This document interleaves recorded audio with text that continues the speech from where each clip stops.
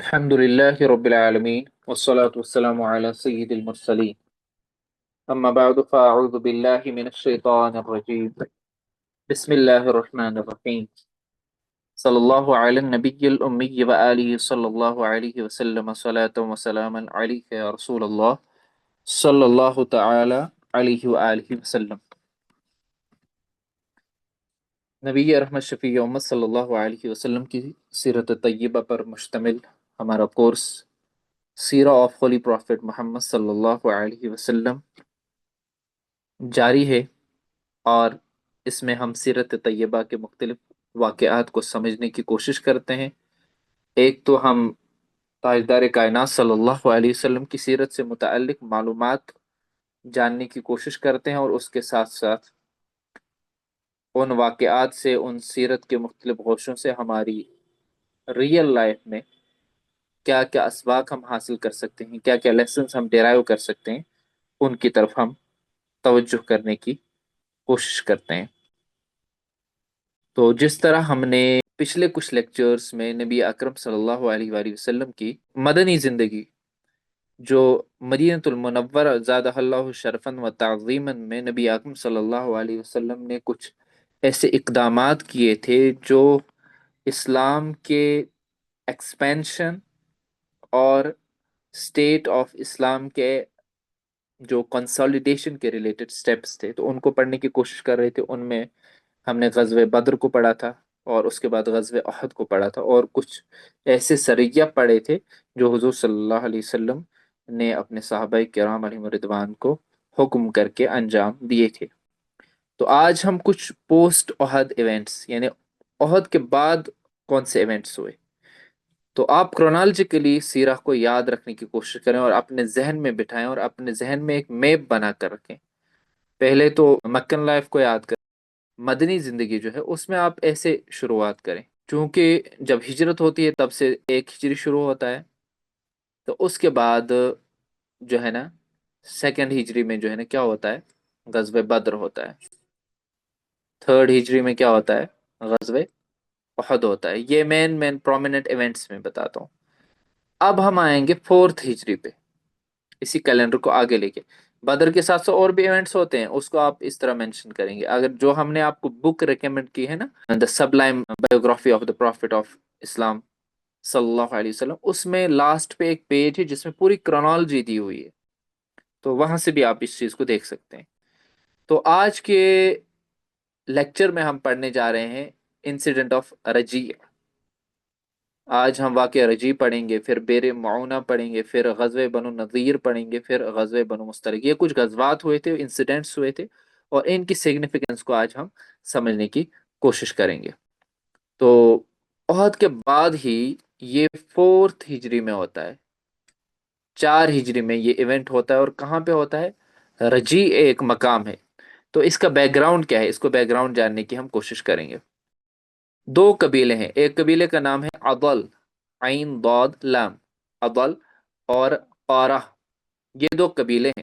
نبی رحمت شفیع امت صلی اللہ علیہ وسلم کے پاس ان کا ایک ڈیلیگیشن آتا ہے، اور ڈیلیگیشن میں یہ عرض کرتے ہیں، یا رسول صلی اللہ علیہ وسلم ہمیں کچھ ٹیچرز دیجئے، ہمیں کچھ ٹیچرز دیجئے جو ہمیں دین اسلام سکھائیں گے، کیونکہ حضور صلی اللہ علیہ وسلم تو رحمت للعالمین بن کر آئے تھے، نبی اکرم صلی اللہ علیہ وسلم رسول بن کر آئے تھے، رسول کا کام ہی ہوتا پیغام پہنچانا۔ تو انہوں نے صحابہ کرام کی ایک ڈیلیگیشن بنائی جس میں 10 صحابہ کرام تھے۔ کتنے صحابہ کرام تھے، 10 صحابہ تھے، اور ان صحابہ کو ایز اے ٹیچرز اس قبیلے کے ساتھ بھیجا گیا، عضل اور قارہ قبیلے کے ساتھ۔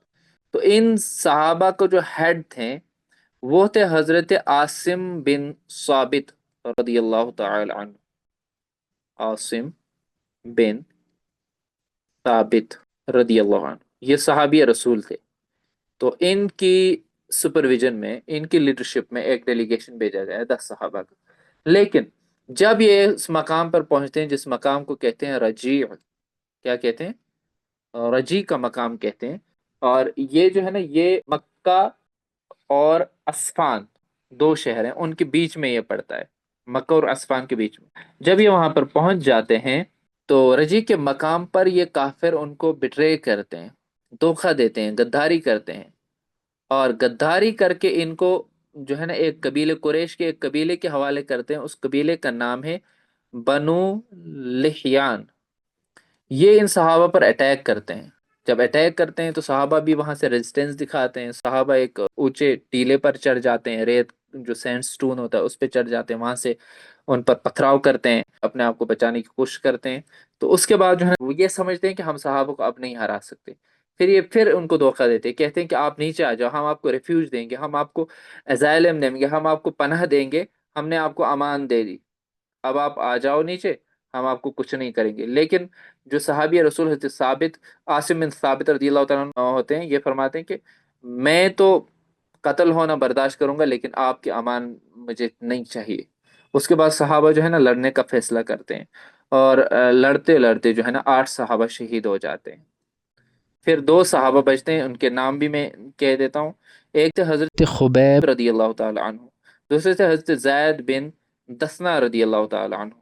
चलिए इनका नाम भी मैं लिखता हूँ, हजरत खुबैब रदी अल्लाह अन्हु और जैद बिन दसना रदी अल्लाह अन्हु।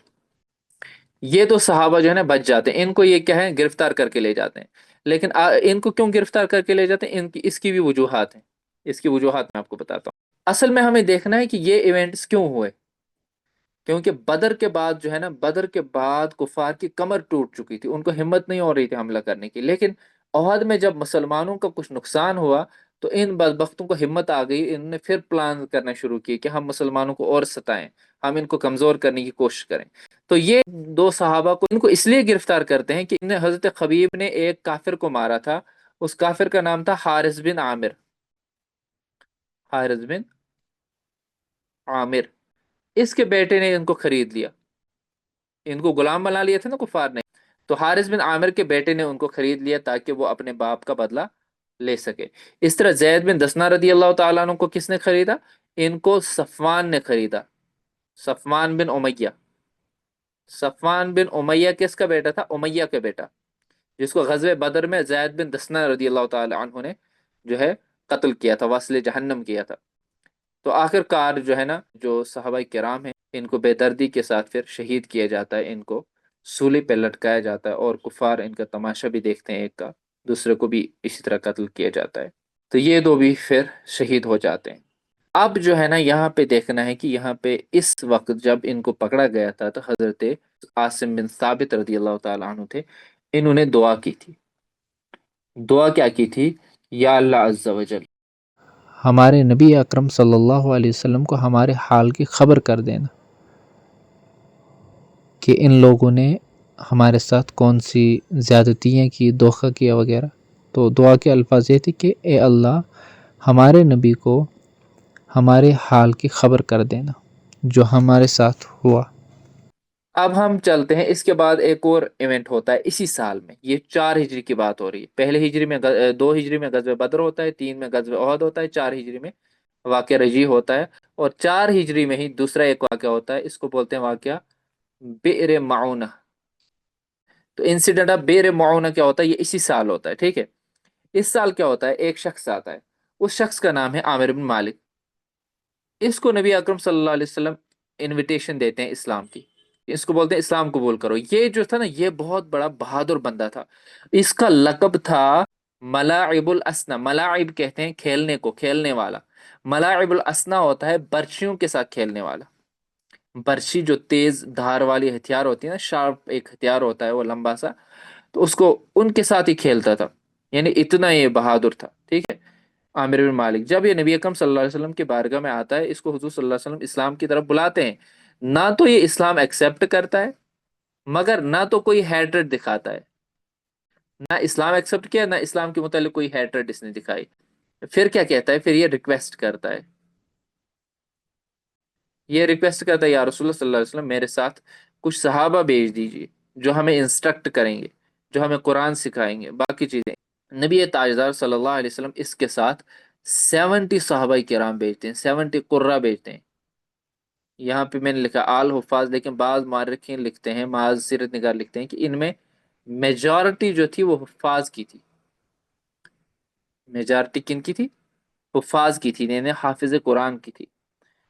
तो नबी अकरम सल्लल्लाहु अलैहि वसल्लम ने इस वक्त भेजते वक्त ही कहा था कि मैं तो भेज रहा हूँ, लेकिन I feel danger from the disbelievers of Najd.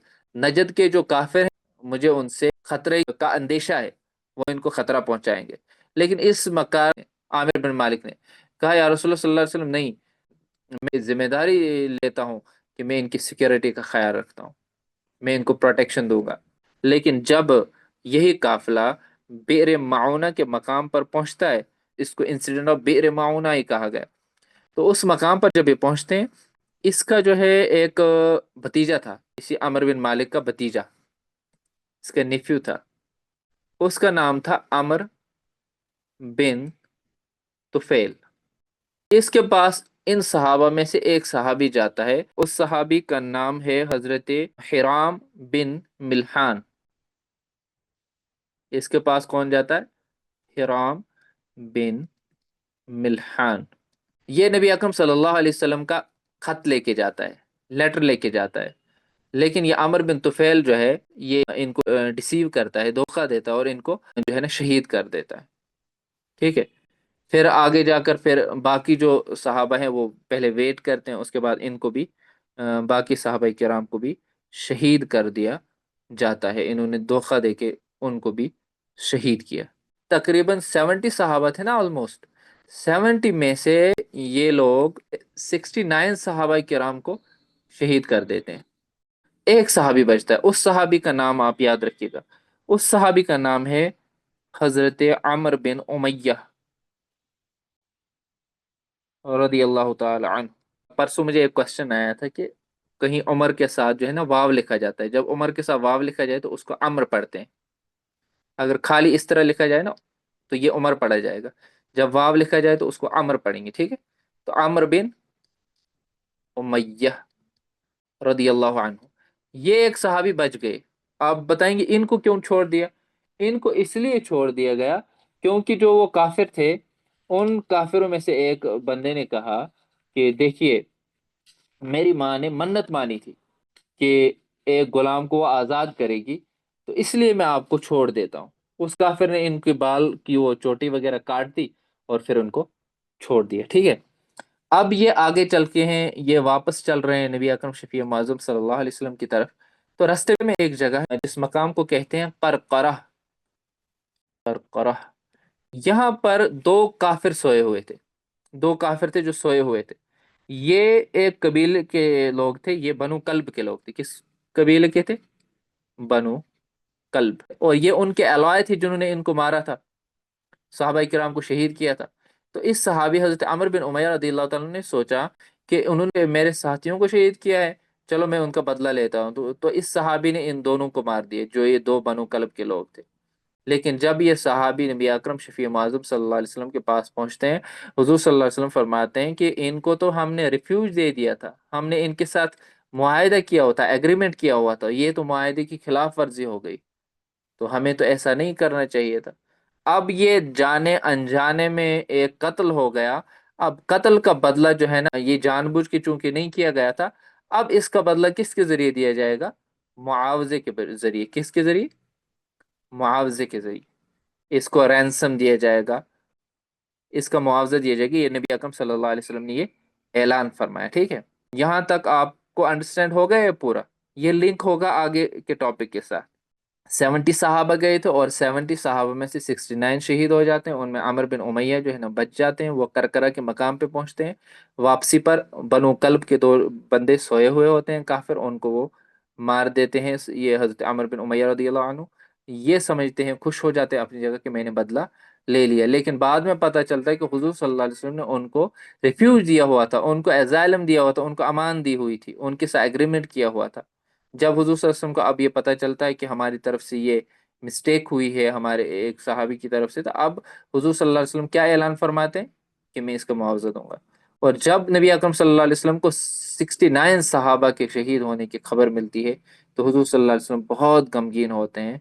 और ये गम बाज सीरत निगार लिखते हैं कि नबी अकरम सल्लल्लाहु अलैहि वसल्लम को इतना इसका बहुत गम था, और हुजूर सल्लल्लाहु अलैहि वसल्लम इसको अक्सर जो है याद फरमाया करते थे। यहाँ तक ये क्लियर हो गया, ये लिंक होगा दूसरे टॉपिक के साथ।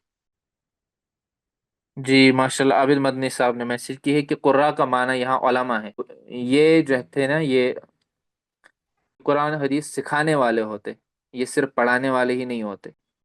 اب چلتے ہیں نیکسٹ غزوہ کی طرف، جس کو غزوہ بنو نذیر کہتے ہیں. غزوہ بنو نذیر، اس میں نبی اکرم صلی اللہ علیہ وسلم خود پارٹیسپیٹ کرتے ہیں. یہ 4 ہجری میں ہوتا ہے.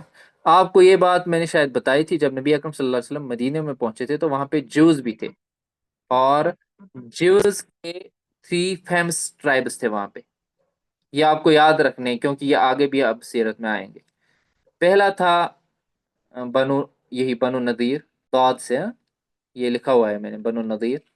اور اسی طرح تھا بنو قینقاع. اور تیسرا تھا بنو قریظہ. نا، یہ 3 ٹرائبس تھے. اور ان کے ساتھ جب میثاق مدینہ ہوا تھا، تو میثاق مدینہ میں نبی اکرم صلی اللہ علیہ وسلم نے معاہدہ کیا تھا ان لوگوں کے ساتھ کہ آپس میں ہمیں جنگ نہیں کرنی ہے. اگر ہمیں دشمن باہر سے حملہ کرے گا تو ہم مل کے اس کے خلاف لڑیں گے اور مدینہ کی پروٹیکشن کریں گے. یعنی کہ اس معاہدے میں یہ چیز طے ہوئی تھی کہ ہم میں سے کوئی دشمن کا ساتھ نہیں دے گا ایک دوسرے کے خلاف، اور کوئی پلاٹ نہیں کرے گا، کسی کے خلاف کوئی سازش نہیں کرے گا. یہ ہوا تھا نا ڈیسائیڈ. دیکھیے کیا ہوتا ہے. تو جب یہی واقعہ رجی ہوا، حضرت عمر بن امیہ رضی اللہ تعالی عنہ نے ان 2 لوگوں کو قتل کر دیا. تو آگے کیا ہوتا ہے؟ آگے یہ ہوتا ہے کہ نبی اکرم صلی اللہ علیہ وسلم کو بنو نذیر والے جو ہے نا انوائٹ کرتے ہیں اپنے قبیلے میں. کس لیے؟ ہم اسی کا فیصلہ کرنے گئے تھے کہ ان 2 لوگوں کا ہمیں کیا دینا ہے؟ معاوضہ دینا ہے. تو معاوضہ دینے کی غرض سے جب بنو نذیر میں گئے، ظاہراً انہوں نے بہت ریسپیکٹ کیا، اپیرنٹلی بہت ریسپیکٹ دیا نبی اکرم صلی اللہ علیہ وسلم کو، ٹھیک ہے. اپیرنٹلی اسی طرح نبی اکرم صلی اللہ علیہ وسلم کو بڑے ہمبل طریقے سے پیش آئے. لیکن انہوں نے حضور صلی اللہ علیہ وسلم کو ایک دیوار کے ساتھ، ایک وال کے ساتھ بٹھا دیا. اور کیا ہوا کہ وہاں پہ انہوں نے ایک پلاٹ بنایا ہوا تھا، ایک سازش بنائی ہوئی تھی اسیسینیشن کی، نبی اکرم صلی اللہ علیہ وسلم کو شہید کرنے کی. نبی اکرم صلی اللہ علیہ وسلم اس دیوار کے ساتھ بیٹھیں گے اور صحابہ بھی بیٹھیں گے. اوپر سے کوئی بندہ جو ہے نا، کوئی بھاری پتھر ڈال دے گا، جس سے نبی اکرم صلی اللہ علیہ وسلم نعوذ باللہ من ذالک شہید ہو جائیں گے. ان کے جو پلاٹ تھا، اس پلاٹ کا علم نبی اکرم صلی اللہ علیہ وسلم کو اللہ تعالی نے وحی کے ذریعے فرما دیا، اور نبی اکرم صلی اللہ علیہ وسلم کو پہلے ہی پتہ چل گیا. حضور صلی اللہ علیہ وسلم واپس تشریف لائے. جب نبی اکرم شفیع معظم صلی اللہ علیہ وسلم واپس تشریف لائے اور صحابہ کرام سے مشورہ کیا، صحابہ میں انصار بھی تھے، مہاجرین بھی تھے، ان سے مشورہ کیا، تو اور یہ ڈیسائیڈ ہوا کہ چونکہ انہوں نے ٹریٹی کو جو ہے نا بریک کیا ہے، ان کے ساتھ جو معاہدہ ہوا تھا کہ ہم ایک دوسرے کے خلاف کوئی سازش نہیں کریں گے، ایک دوسرے کے خلاف تلوار نہیں اٹھائیں گے، ہم ایک دوسرے کو نقصان نہیں پہنچائیں گے. انہوں نے چونکہ ٹریٹی بروک کی ہے اور پلاٹ کیا ہے، ایسیسینیشن کا یہ پلاٹ کیا ہے نبی اکرم صلی اللہ علیہ وسلم کے خلاف، اب ان کو سزا ملنی چاہیے. اب حضور صلی اللہ علیہ وسلم ان کو الٹیمیٹم بھیجتے ہیں. کیا بھیجتے ہیں؟ الٹیمیٹم. کہتے ہیں کہ 10 days کے اندر اندر آپ جو ہے نا مدینہ چھوڑ دو، مدینہ سے نکل جاؤ ود ان 10 days. لیکن ان لوگوں کے پاس جو تھے نا فورٹس تھے، قلعے تھے، یعنی وہ بہت مضبوط پروٹیکشن تھی. جیسے میں نے ایک یہاں پہ پکچر دکھائی ہے، اس کو یہ مان لے فورٹ، وہ بہت بڑی بڑی عمارتیں ہوتی تھی پتھروں کی، جن کے اندر گھسنا، جن پر حملہ کرنا، جن کے اندر والوں کو اٹیک کرنا بہت مشکل تھا. تو نبی اکرم صلی اللہ علیہ وسلم نے جب ان کو ایک الٹیمیٹم بھیجا، تو وہاں سے ایک منافق تھا جس کا نام تھا عبداللہ بن ابی. یہ رئیس المنافقین اس کو کہتے ہیں، عبداللہ بن ابی. عبداللہ بن ابی جو تھا، اس نے ان کو کہا، کن کو کہا؟ بنو نذیر والوں کو. ہم نے کہا نا جیوز کی 3 قبیلے تھے، ایک تو بنو نذیر، بنو قینقاع اور قریظہ. تو بنو نذیر کی بات ہو رہی ہے. بنو نذیر والوں کو بولا کہ دیکھیے، یہ آپ کو کچھ نہیں کر سکتا، آپ کے پاس فورٹس ہیں، آپ کے پاس مال ہے، آپ کے پاس باقی چیزیں ہیں، آپ اس کے ساتھ لڑ سکتے ہو، اور آپ کی ہیلپ جو ہے نا ہم بھی کریں گے، آپ کی ہیلپ اور بھی کچھ قبیلے کریں گے. پھر ان لوگوں نے نبی اکرم صلی اللہ علیہ وسلم کی بات نہیں مانی اور کہا کہ آپ کو جو کرنا ہے کیجیے. حضور صلی اللہ علیہ وسلم نے پھر فیصلہ لیا، اور بنو نذیر کو جو ہے کارڈن کیا گیا فار 15 days. اور اس کے آس پاس کے کچھ درخت بھی کاٹے گئے تاکہ کفار ان میں چھپ نہ سکیں. جب 15 days تک ان کا سب کچھ بلاک ہو گیا، راشن بلاک ہو گیا، ان کے فوڈ وغیرہ آئٹمز بلاک ہو گئے، تو وہ مجبور ہو گئے. اس کے بعد انہوں نے کہا کہ ہم یہاں سے چلے جاتے ہیں.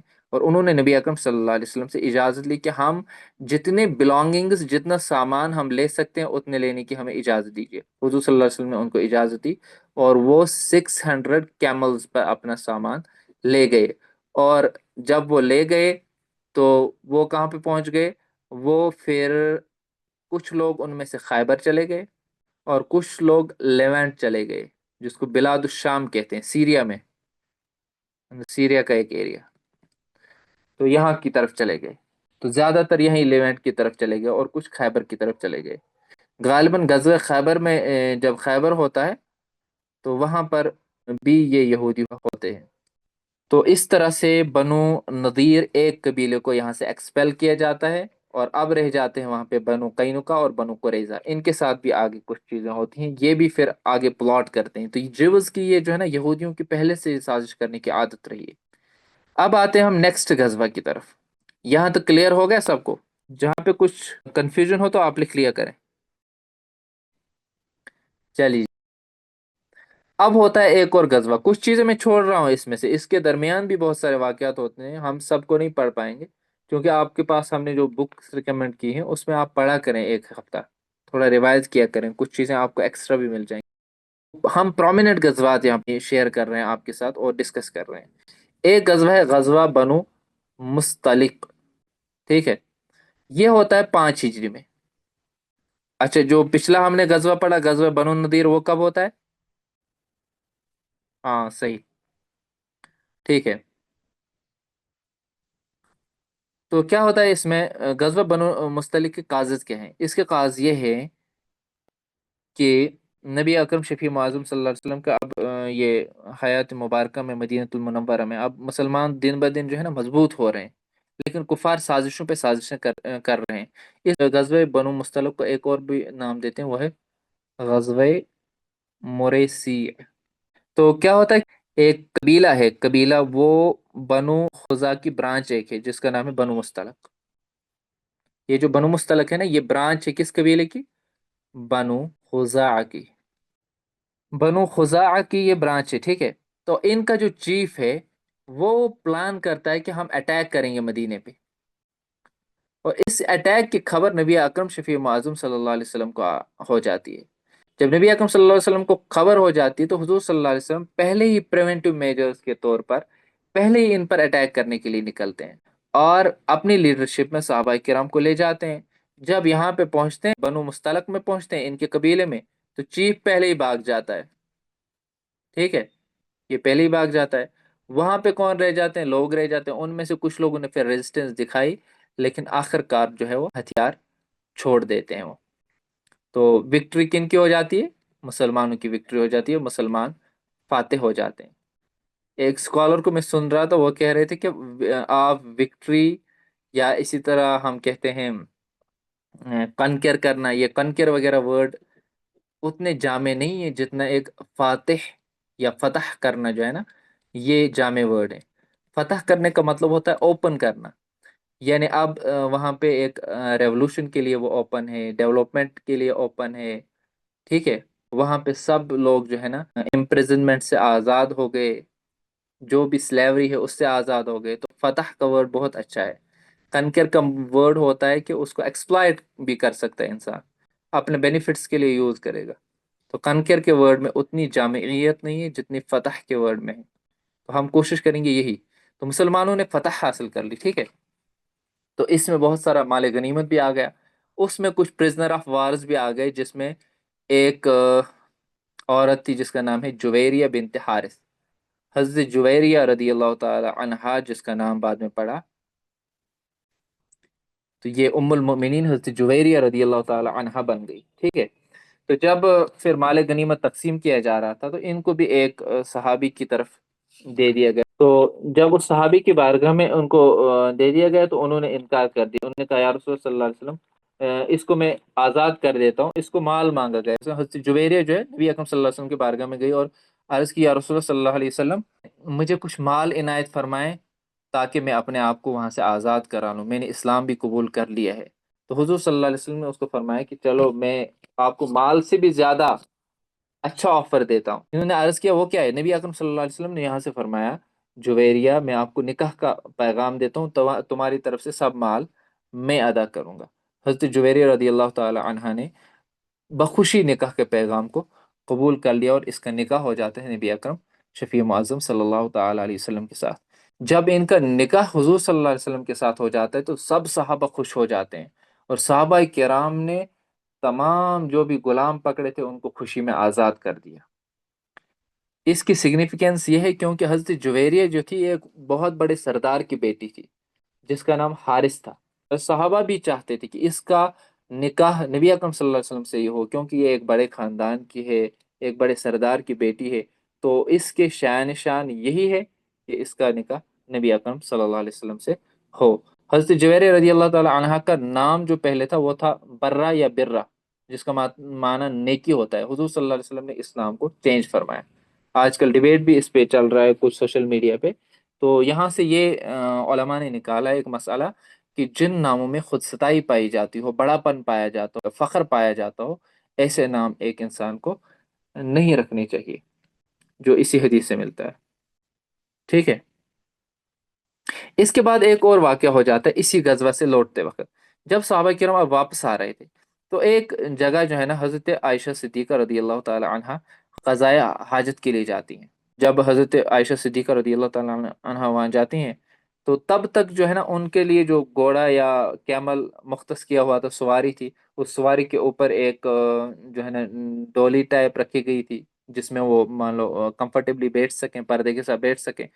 تو ان لوگوں کو جو خادمین تھے ان کو لگا کہ حضرت عائشہ صدیقہ اس میں بیٹھ چکی ہیں، کیونکہ حضرت عائشہ صدیقہ رضی اللہ تعالیٰ عنہ زیادہ ایج کی نہیں تھی، ان کی وزن بھی اتنا زیادہ نہیں تھا، وہ گیس نہیں کر پائے. تو حضرت عائشہ صدیقہ رضی اللہ تعالیٰ عنہ پیچھے رہ گئیں اور وہاں پر ان کا جو نیکلیس ہے، ہار ہے، وہ بھی گم گیا. حضرت عائشہ صدیقہ کا ہار جب گم گیا وہ ڈھونڈتی رہی، تب تک وہ قافلہ آگے جا چکا تھا. اب حضرت عائشہ صدیقہ کو تو پتہ چل گیا رضی اللہ تعالیٰ عنہ کو کہ اب تو میں نہیں پہنچ پاؤں گی، لیکن میں اب یہیں پہ ویٹ کروں گی، اور جب تک ان قافلے کو پتہ چلے گا کہ میں ان کے ساتھ نہیں ہوں تو کوئی نہ کوئی مجھے ڈھونڈنے واپس آ جائے گا. اسی دوران حضرت عائشہ صدیقہ جو ہے نا وہ سو جاتی ہیں، تھوڑا آرام کر لیتی ہیں. اور آرام کے دوران کیا ہوتا ہے، ایک صحابی تھے، ٹھیک ہے، جن کو نبی اکرم صلی اللہ علیہ وسلم نے یہ ڈیوٹی لگائی ہوئی تھی کہ آپ کو کیا کرنا ہے، آپ کو لشکر کے پیچھے رہنا ہے، بہت پیچھے. اس صحابی کا نام ہے حضرت صفان بن معطل. حضرت صفان بن معطل رضی اللہ عنہ. ان کی ڈیوٹی یہ لگائی گئی تھی کہ آپ کو کیا کرنا ہے، آپ کو پیچھے دیکھنا ہے، کوئی سامان مت رہ گیا ہے، کوئی قافلے سے بچھڑ مت گیا ہے. تو یہ جب چل رہے تھے تو یہ پہنچ گئے، ان کی نظر حضرت عائشہ صدیقہ پہ پڑی جو سوئی ہوئی تھی وہاں پہ. کیونکہ جب پردے کی آیات ابھی نازل نہیں ہوئی تھی، انہوں نے عائشہ صدیقہ رضی اللہ تعالی عنہا کو دیکھا تھا تو انہوں نے پہچان لیا. تو انہوں نے وہاں انا للہ و انا الیہ راجعون پڑھا تو حضرت عائشہ صدیقہ جاگ گئیں. جب حضرت عائشہ صدیقہ جاگ گئیں، انہوں نے سواری پیش کی اور سواری پہ سوار کیا اور پھر قافلے کے ساتھ مل گئے. جب قافلے کے ساتھ مل گئے اس کے بعد منافقین کا جو سردار ہے عبداللہ بن ابی، یہ بدبخت افواہ اڑاتا ہے اور حضرت عائشہ صدیقہ رضی اللہ تعالی عنہا پر تہمت لگاتا ہے امورلٹی کی، نعوذ باللہ من ذالک. تو اسی واقعے کو کہتے ہیں واقع افک. ٹھیک ہے، اس واقعے کو واقع افک کہا جاتا ہے. ٹھیک ہے. تو اس کے بعد کچھ صحابہ کو بھی جو ہے نا مس انڈرسٹینڈنگ ہو جاتی ہے اس ریلیٹڈ. تو حضور صلی اللہ علیہ وسلم بھی پریشان ہو جاتے ہیں اس تہمت کی وجہ سے. حالانکہ نبی اکرم صلی اللہ علیہ وسلم کی ایک حدیث اس تعلق سے بعض لوگ اس پہ یہ چیز بناتے ہیں کہ اس سے یہ ثابت ہوتا ہے نبی اکرم صلی اللہ علیہ وسلم کو پتہ نہیں تھی، باقی بکواس کرتے رہتے ہیں. تو وہ غلط بات ہے. صحیح بخاری کی حدیث ہے، نبی اکرم صلی اللہ علیہ وسلم سے جب پوچھا گیا تو حضور صلی اللہ علیہ وسلم ایک بار ممبر پر تھے اور فرمایا ما علمت علی اہلی الا خیر، خدا کی قسم میں اپنی بیوی کو ہر طرح سے اچھی ہی جانتا ہوں. یعنی انہوں نے گارنٹی دی تھی. اب اس کا ریزن یہ ہے کہ حضور صلی اللہ علیہ وسلم نے کیوں نہیں صحابہ کو بتایا کہ نہیں یہ جو ہے نا بے گناہ ہے، ان نے کوئی امورلٹی نہیں کی ہے. تو اس کے بارے میں علماء لکھتے ہیں کہ اپنے گھر کی گواہی جو ہے نا اپنے فرد کے حق میں اتنی قبول نہیں ہوتی ہے، اپنے گھر والوں کی گواہی اتنی ساؤنڈ نہیں ہوتی ہے، پھر بھی غلط فہمیاں دور نہیں ہوتی ہیں. تو حضور صلی اللہ علیہ وسلم وحی کا انتظار کرتے رہے اور آخر کار حضرت عائشہ صدیقہ رضی اللہ تعالی عنہا طیبہ طاہرہ کی شان جو ہے نا سورہ نور میں اللہ تعالی نے بیان کی، سورہ نور میں ان کی پاکی کو بیان کیا گیا. اور علماء فرماتے ہیں، جن علماء میں ہمارے اکابرین ہیں، وہ فرماتے ہیں کہ ان کی طہارت قطعیت کے ساتھ ثابت ہے، جن میں شارح بخاری علامہ کرمانی رحمۃ اللہ علیہ فرماتے ہیں کہ بی بی عائشہ صدیقہ رضی اللہ تعالیٰ عنہ کی براعت یعنی اس فعل سے وہ بری تھی، اور ان کی پاک دامنی قطعی و یقینی ہے اور قرآن سے ثابت ہے. اگر کوئی اس میں ذرہ برابر بھی شک کرے تو وہ کافر ہے. اس میں ذرہ برابر شک کرنے والا کیا ہے؟ کافر ہے۔ ایک اور بات جو ہوتی ہے وہ یہاں پہ یہ ہوتی ہے کہ آیت تیمم نازل ہو جاتی ہے جب ہار ڈھونڈتے رہتے ہیں نا، اس وقت وضو کا ٹائم آ جاتا ہے، جب وضو کا ٹائم آ جاتا ہے تو وہاں پانی نہیں تھا اور آیت تیمم نازل ہوتی ہے۔ بعض لوگ کہتے ہیں کہ عائشہ صدیقہ کا ہار گم ہو گیا تو حضور صلی اللہ علیہ وسلم نے اپنے علم غیب سے کیوں نہیں بتایا؟ تو اس کے بہت سارے جوابات ہیں۔ ایک تو یہ ہوتا ہے کہ علم غیب کے لیے توجہ کی ضرورت ہوتی ہے، جو علم اللہ تعالیٰ نے نبی اکرم صلی اللہ علیہ وسلم کو عطا فرمایا تھا، جب وہ توجہ اس کو یوز کرتے تو حضور صلی اللہ علیہ وسلم پا لیتے۔ کبھی کبھی نہ بتانے میں بہت ساری حکمتیں ہوتی، تو اس وقت آیت تیمم کی حکمت تھی کہ تیمم کے احکام نازل ہو گئے، ٹھیک ہے۔ تو یہ سب آج کے لیکچر میں تھا، اس کو ہم پھر ریوائز کرنے کی کوشش کرتے ہیں پہلے سے۔ شروعات ہم نے پوسٹ احد ایونٹ سے کی تھی۔ پہلے ہم نے واقعہ رجیب بتایا جس میں ایک ابل اور قارہ قبیلے کا ایک شخص آتا ہے، اس کے ڈیلیگیشن آتے ہیں، وہ کہتے ہیں کہ ہمیں انسٹرکٹرز بھیجیں جو ہمیں دین سکھائیں گے۔ تو نبی اکرم صلی اللہ علیہ وسلم 10 صحابہ کو بھیجتے ہیں اور ان کا ہیڈ کون ہوتا ہے؟ عاصم بن ثابت رضی اللہ تعالیٰ عنہ۔ ان سب صحابہ کو دھوکے سے شہید کر دیا جاتا ہے، دو کو پھر بیچ کے پھر شہید کروایا جاتا ہے، ٹھیک ہے۔ اس کے بعد جو ہے نا ہم نے واقع بیر معونہ پڑھا، یہ بھی 4 ہجری میں ہوتا ہے۔ اس میں عمر بن مالک آتا ہے جو مشہور تھا ایک نام سے، جو اس کا لقب تھا کہ وہ برچیوں کے ساتھ کھیلنے والا مانا جاتا تھا، ٹھیک ہے۔ اس کو حضور صلی اللہ علیہ وسلم انویٹیشن دیتے ہیں، یہ نہ قبول کرتا ہے نہ اس کو ہیٹرڈ سے دکھاتا ہے، بلکہ یہ ریکویسٹ کرتا ہے کہ ہمیں کچھ علماء بھیجیں، ہمیں کچھ دین سکھانے والے بھیجیں۔ تو نبی اکرم صلی اللہ علیہ وسلم 70 قرا یعنی علماء کو بھیجتے ہیں، اور ان میں میجورٹی حفاظ کی تھی۔ تو لیکن اسی عمر بن مالک کا نیفیو، یہ اس کو پیغام یہی پہنچانے والا ہے، عمر بن مالک، تو یہ صحابہ کرام کو پھر شہید کر دیتا ہے۔ تو اس میں سے ایک صحابی بچ جاتا ہے، عمر بن امیہ رضی اللہ تعالیٰ عنہ، جو کرکرہ کے مقام پر بنو کلب کے 2 شخص کو قتل کرتا ہے، اور وہ سوچتے ہیں کہ شاید میں نے بدلہ لے لیا، لیکن بعد میں پتہ چلتا ہے کہ ان کو نبی اکرم صلی اللہ علیہ وسلم نے ریفیوج دیا ہوا تھا، پناہ دی ہوئی تھی، ٹھیک ہے۔ آگے پھر چلتے ہیں، پھر اسی کی وجہ سے ہے غزوہ بنو نذیر ہوتا ہے۔ اسی مسئلے کو حل کرنے کے لیے حضور صلی اللہ علیہ وسلم بنو نذیر قبیلے میں گئے، لیکن انہوں نے پلاٹ کیا کہ نبی اکرم صلی اللہ علیہ وسلم کو شہید کر دیا جائے، نعوذ باللہ من ذالک۔ اس پلاٹ کے سزا میں حضور صلی اللہ علیہ وسلم نے ان کو 10 ڈیز تک مہلت دی، پھر 15 ڈیز تک ان کے ان فورٹس کو جو ہے کارڈن کیا گیا، اور آخر کار وہ 600 کیملز پر اپنا مال لے کر خیبر اور لیونٹ بلاد الشام چلے جاتے ہیں، اور پھر بعد میں 2 ہی قبیلے بچتے ہیں مدینہ المنورہ میں یہودیوں کے، ٹھیک ہے۔ پھر غزوہ بنو مستلق، غزوہ بنو مستلق اس لیے کیا جاتا ہے، یہ ایک جو ہے نا پریونٹو میجر کے طور پہ نبی اکرم صلی اللہ علیہ وسلم یہ اقدام اٹھاتے ہیں، کیونکہ کفار کی طرف سے پلان یہ تھا کہ جن میں بنو خزا کی ایک برانچ تھی جس کا نام بنو مستلق تھے، ان کی چیف نے یہ اٹیک کرنے کا پلان کیا تھا۔ حضور صلی اللہ علیہ وسلم ان کو انٹرسپٹ کرنے کے لیے پہلے ہی گئے، اور وہاں سے یہ ان کا چیف بھاگ گیا۔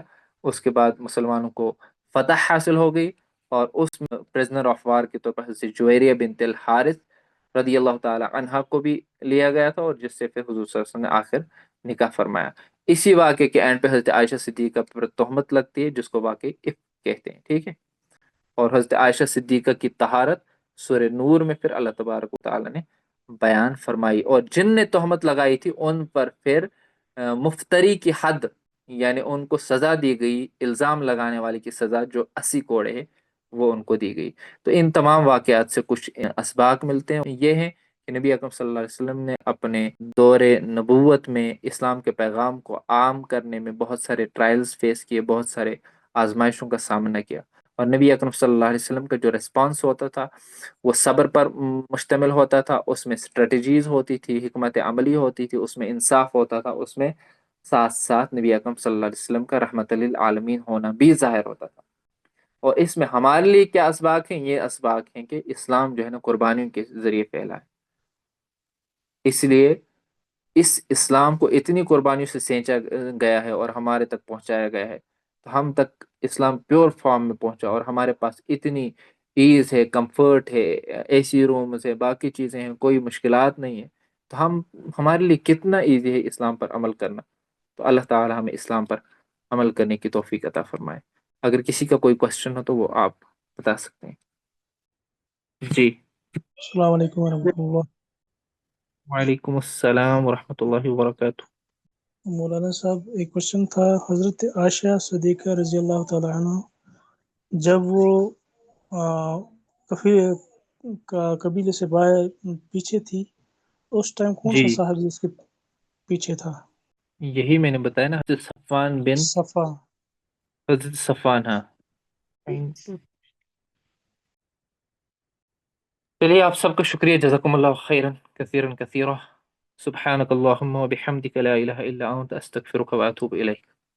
السلام عليكم ورحمة الله وبركاته.